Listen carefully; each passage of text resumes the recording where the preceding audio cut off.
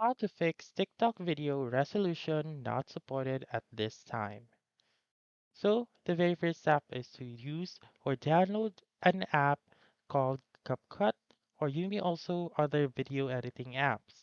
So, I would suggest CapCut because it is very simple.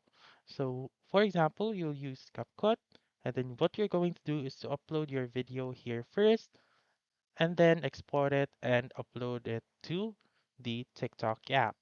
So now, for example, I will choose this video and then I'll just simply click on export. And then what you're going to do here is to change the resolution right here and change it to a lower resolution.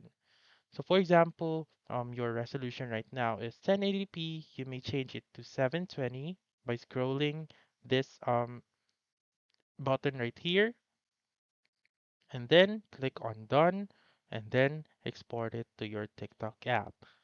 So again, use a video editing app and change the resolution of your video and upload it once again to your TikTok. So that's it. That's how you can fix TikTok video resolution not supported at this time. So that's all for this video. Let me know in the comments section if this works out for you. For more helpful tutorials like this, please subscribe to our channel and don't forget to click that notification bell. Thank you for watching and have a wonderful day.